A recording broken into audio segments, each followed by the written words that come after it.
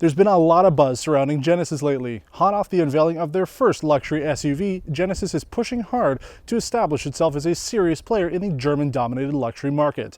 Our spotlight is on this mid-cycle refresh 2020 Genesis G90 5.0 Prestige all-wheel drive. Adopting a new design language for the brand, this update is a flagship vehicle in the truest sense. We're going over everything you need to know if you're in the market for an $89,750 full-size luxury sedan and want to know everything there is to know about this vehicle.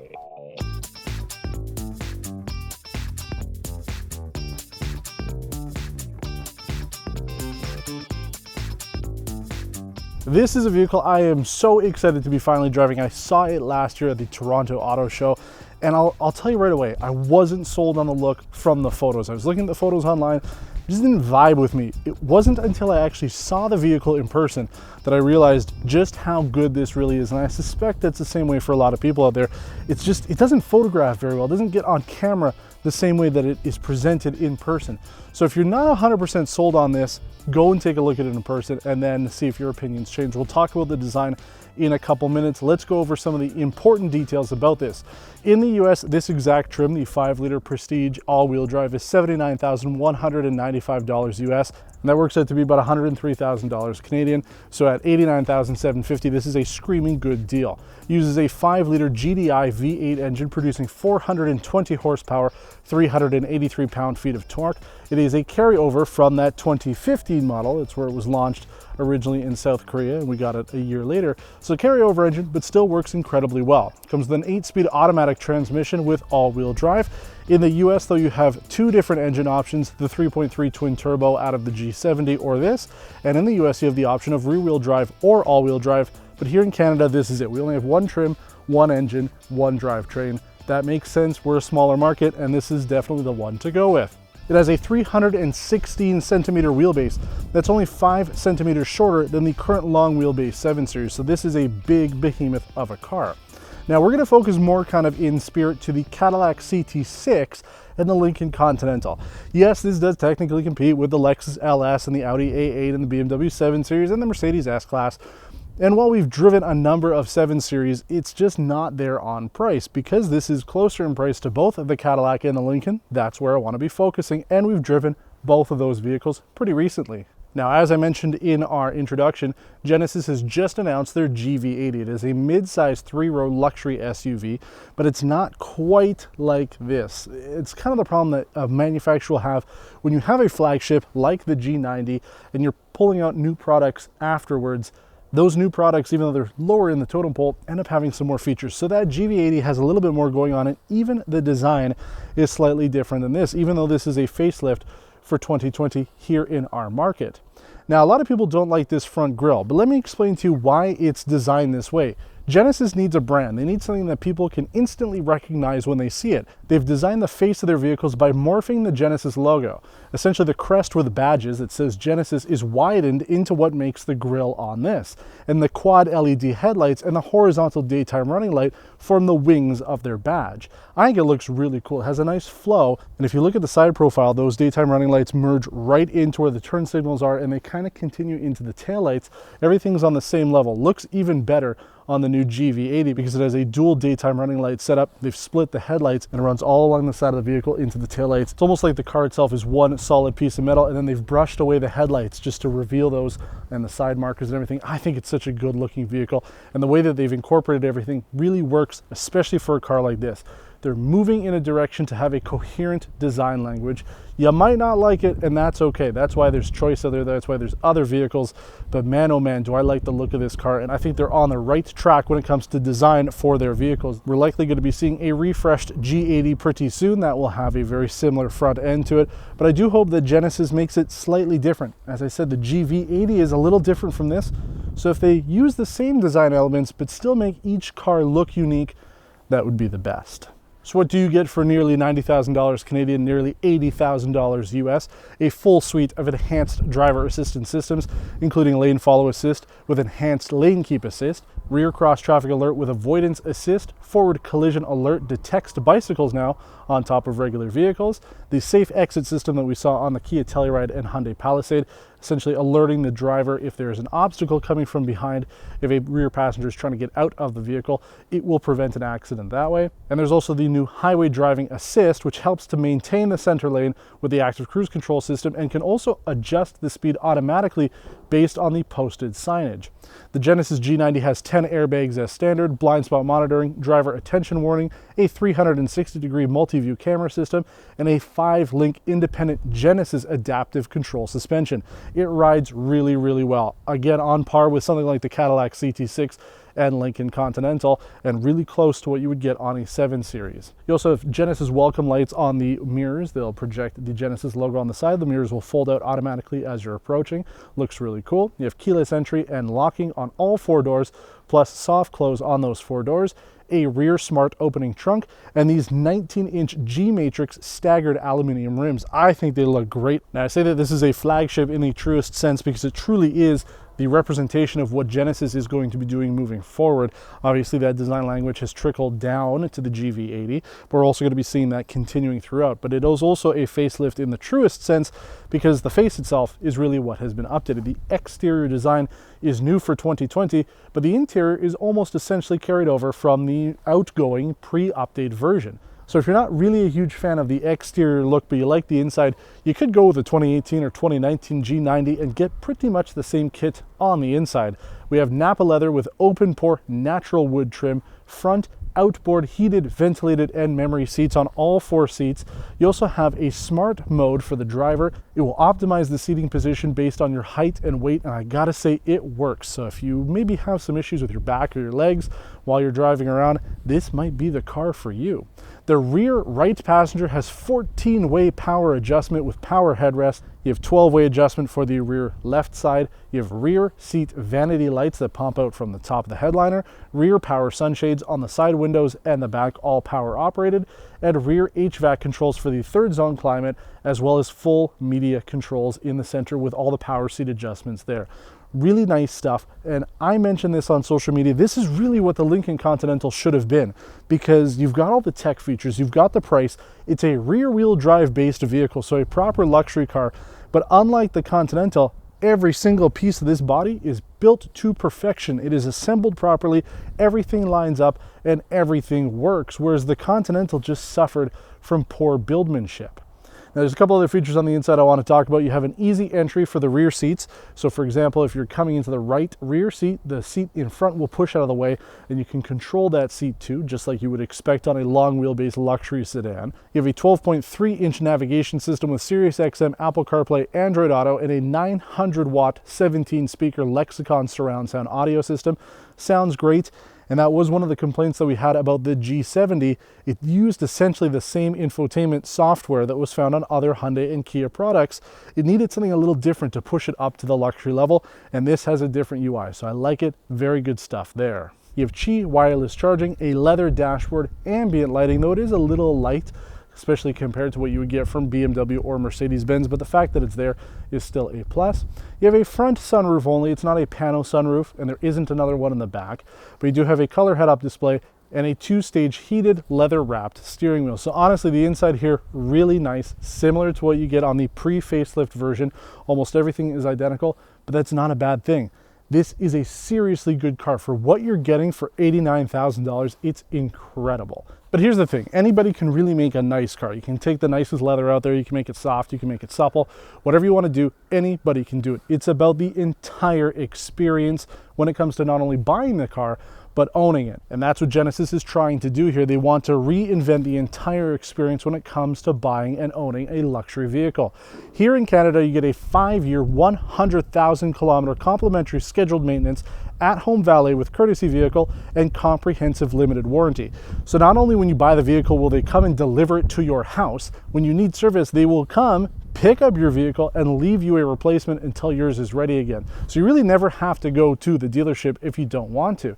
You also have a 5-year unlimited kilometer multimedia and navigation software updates, Genesis connected services, 24/7 enhanced roadside assistance within 50 kilometers of the nearest Genesis service center in Canada. So if you're up in Timbuktu, it might be a problem. But then with the Genesis connected software, you get enhanced roadside, collision notification, vehicle diagnostics, maintenance reminders, and remote vehicle functions. So you can see if the car is unlocked or locked or where you've left it. So there's some great stuff that comes with that. In the US, that's only a 3-year, 36,000 mile warranty and complimentary service.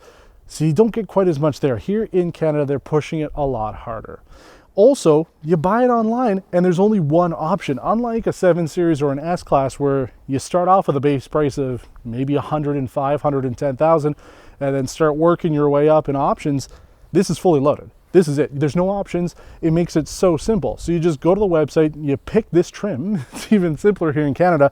You really just pick the color you want and the interior leather, and then you're done. But that's one of the things that makes this easier to purchase is you don't have to worry about options and everything. So when you're buying it new, you know what you're getting. If you're buying it used, you know what you're getting. So it's just a better experience for everybody overall. But I hope that's pumped you up for this vehicle. Let's get inside now. It hasn't been snowing here too much this week, so we still will talk about the all-wheel drive system and the winter tires and all of that, but we're going to be doing a more traditional style road test with this vehicle and go over everything else you need to know if you're in the market for the $90,000 G90 Prestige. I promised we'd be talking about the two direct competitors that I would say compete with this vehicle, the Cadillac CT6 and the Lincoln Continental, both vehicles we drove within the last couple years. Now let's talk about what you get and for what prices with those two vehicles, because a lot of people have said on the forums that I've been on that this update kind of looks like the Continental. So let's start with that. If you were to get a 2019 Lincoln Continental Reserve all-wheel drive, that's the fully loaded version here in Canada, comes with the 3-liter twin-turbo V6 engine, produces 400 horsepower, 400 pound-feet of torque. So less power, but more torque than this, would be $84,450 Canadian. Not bad overall. So it's about $6,000 less than this, but you get a couple of the same things. You have rear seat controls, you have lots of space back there, you have massaging seats, which is a nice feature to have, but it's a front-wheel drive platform. But this is a rear-wheel drive platform, which is what a lot of enthusiasts will say is required for it to be a proper luxury sedan.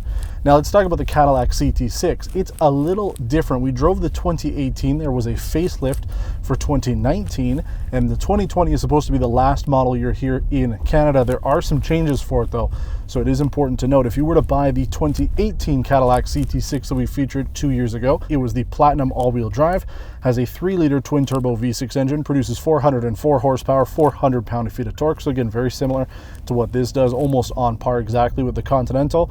You had a couple other things with that. You had rear seat screens on both sides, which was really nice. You had the rear view monitor, which allowed you to see what was directly behind you all the time, and a 34 speaker Bose Panerai surround sound audio system. Sounded fantastic. But that vehicle as configured was $100,795 Canadian. 2020 gets even more expensive. They no longer offer that 3-liter twin-turbo engine for the CT6. You can either get the 3.6-liter V6, which produces a lot less power than this, or you can go up to the 4.2-liter Blackwing V8 engine. That's the same engine that they're using on the CT6V. It's a detuned version of that. That has 500 horsepower, 574 pound-feet of torque. It's even more if you go up to the CT6V.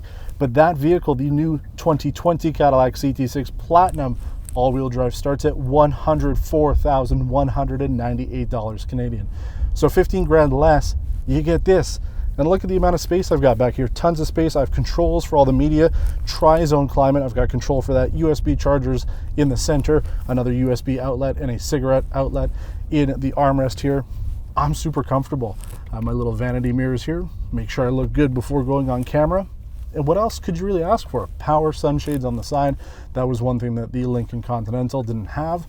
And you've got the comfort. I mean, it's so smooth back here. We're on terrible roads here. You might think that we're actually driving in a war zone based on how much bumping there is going on here, but believe it or not, this is a school zone in Quebec. So now let's talk about how this vehicle is from a driver's perspective. I'm going to get behind the wheel instead of being chauffeured around the same block 30 times to film this segment and go over what else you need to know about the 2020 Genesis G90 Prestige. So let's talk about the 2020 G90 from a driver's perspective. Obviously, the people who are going to be buying this will probably be driving themselves, but there are going to be people out there who will be chauffeured. So that's why we did that little segment earlier. But let's talk about this from a driver's perspective. First off, I'm seated in a much different position than I normally would be. I like to be sitting upright, but according to the smart mode here, it actually adjusts it for me to be laying back a little bit more. And I have to say, I do feel a lot more comfortable. If you're a normal height, normal weight, you'll be able to use that a lot better. Not so much, but it works out pretty well. The rest of the interior here is great. Space is excellent. You have good visibility all the way around, and you have the blind spot monitor. You turn on one of the turn signals. The camera on that side of the car will turn on to show you what's going on there. So in case there is a vehicle or a bicycle or a pedestrian, then you can see it as you're making your turn or your lane change. Works very well, pretty much similar to what we saw on the Kia Telluride, and I say that because it's got that smaller screen in the center like the Telluride, unlike the Palisade, which has a full graphic user interface for the gauge cluster. Now let's talk about the drive and everything. 5-liter naturally aspirated V8. Hear it go there. That's what I do like about it. Unlike some of the BMWs that we've tested where you're sitting at idle, you can hear it ticking and it really sounds like a diesel, this one's a lot quieter. Not so much when you're giving it wide open throttle. Oh yeah, you can hear that. It pulls really well. Obviously, it doesn't pull the same way that a twin turbo V8 would, but this is more old school, kind of classic money.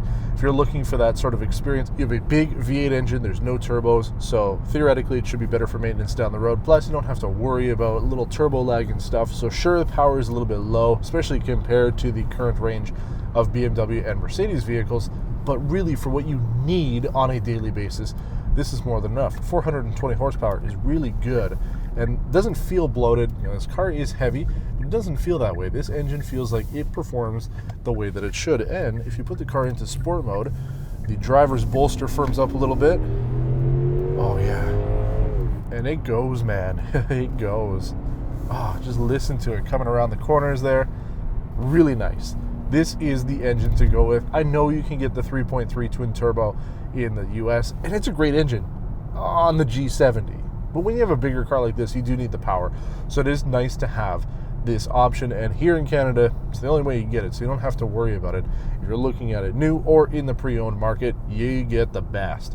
And it's well worth it to have that power, to have that sound, and just, you know, you got that extra power if you need it. You're not going to be using it all the time, but it's nice to know if you need to gun it, you've got the power. Now let's talk about the ride and quietness. Really smooth. Again, pretty similar to what we saw on the Lincoln Continental. I do feel the bumps a little bit more, and quietness is actually really good too. We're going to do our little test here. We're going at 50 kilometers an hour, so let's see what it does based on my Apple Watch. 51. Whoa, that's really good. So it is quiet in here. It sounds good. The windows are a little thicker than you would normally get on any other Hyundai product. So there is a lot of quietness going on here. The interior feels really well made. There's no rattling, there's no bumping. This is the way a luxury car should feel.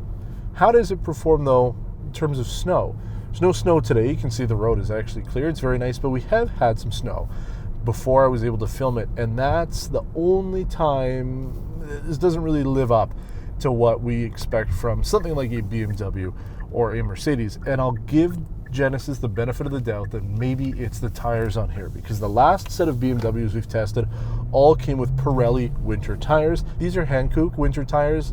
I'm not a huge fan of the brand.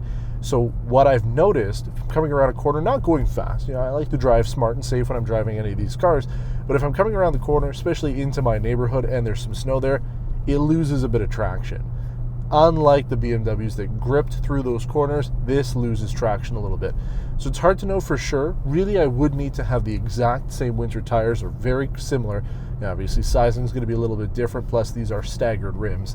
But to just see, is it the tires that's making the difference, or is the traction and all-wheel drive system on this just not quite as good? And I do want to give Genesis the benefit of the doubt. That's what I'm saying. But they did put these winter tires on here, so that is something to consider as well. But I just lose a tiny bit of traction. Off the line, everything's good. All-wheel drive control is great. Everything about it works really well. But it's just a small amount of traction loss coming around the corners if it's very snowy. Normally, it works fine. There's no issues there. So I'm hoping it's the tires. Let me know in the comments below. If you own a G90, use it in the winter, what tires do you use? Leave a comment with the brand and the specs there, and let me know if you've had better success than we have. Go from a quick dig here, full throttle. Oh yeah. 100. It's not as quick, obviously, especially compared to the 750 Li that we just did. That has a lot more power.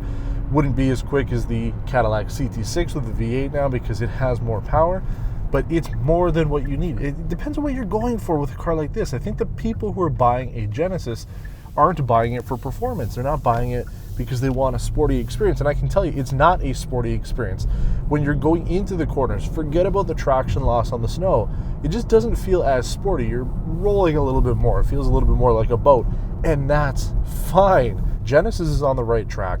And I'm telling you that the next few years, because they're going slow, but the next few years, it's going to be the years of the Genesis. 2020s, we're going to be seeing a lot of good stuff from South Korea when it comes to their luxury brand. Mark my words. Fuel economy for the 2020 Genesis G90 5.0 might surprise you. We completed our 100-kilometer test loop in eco mode at 8.9 liters per 100 kilometers, or 26.4 US miles per gallon, with premium fuel. We ran the test in comfort mode when we picked the vehicle up and got 10.4 liters per 100 kilometers, or 22.6 mpg, which I suspect was on regular fuel, hence the huge gap between the two numbers, giving a good indication why manufacturers recommend certain fuel grades. Our 890-kilometer week with the G90 wrapped up at 12.5 liters per 100 kilometers, or 18.8 mpg. Pretty darn good numbers overall for a big, naturally aspirated V8. Let's go over our likes and dislikes. The exterior design gets a solid like for us. Personally, the front and rear end look great on this facelift, and small details like the amber rear turn signals being separate from the brake lights score extra points for us. I was getting attention all week in this car and had several people come up to me and ask about it. The interior layout and design is also a win in our books, and I suspect it will be for others as well. There aren't many differences over the pre-facelift G90s. Subtle details like the monochrome steering wheel buttons over the previous red and green for the telephone, or the change in color for the front heated and ventilated seat controls are tiny details, but improve the overall luxury experience. Buyers who want a no-fuss interior without all the clutter and gadgets will like this, but it may be the last semi-analog setup from Genesis if the new GV80 is any indication of the direction Genesis is going. The ride and comfort of the G90 was right up there with the other full-size luxury sedans we've driven, mastering the potholes and bumps with ease. The Genesis isn't a sporty experience, but if you're looking for comfort and relaxation, then the G90 is the way to go. The infotainment system is also a positive note on this vehicle. One of the complaints we had about the G70 was its Hyundai UI, whereas the G90 uses something a little bit more luxury-oriented while still being incredibly user-friendly and responsive. Finally, the overall package here in Canada is what will help sell this car to buyers looking at the Cadillac CT6, Lincoln Continental, Lexus LS, or Audi A8. There's no confusing packaging or options to bog down the buying process. One trim and one engine for Canada.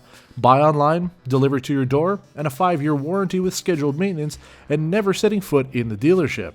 This is something reviewers often overlook, but the ownership experience outside the driver's seat is just as important as the ride and feel of the car. It's about making car ownership easier, not more complicated, and Genesis has a solid plan for Canadian buyers. Let's talk dislikes though. There's no doubt Genesis offers the safety tech and features buyers want, but it's going above and beyond that makes a luxury car. The competition offers massaging seats, better ambient lighting, rear seat entertainment options, and panoramic sunroofs. While the 2020 G90 was primarily an exterior refresh, it would be nice to see these features incorporated sooner rather than later. We also found the LED headlight performance to be poor compared to other vehicles in this segment like the BMW 7 Series. The lack of front fog lights didn't help, but again we hope to see improvements down the road. But the issues with the G90 aren't really issues at all. It's small improvements that can be made to further enhance this already excellent vehicle. For $89,750 Canadian, you're getting a hell of a lot of car, and a great car at that. there's no doubt that the G90 would be my pick compared to the Lincoln Continental or the Cadillac CT6.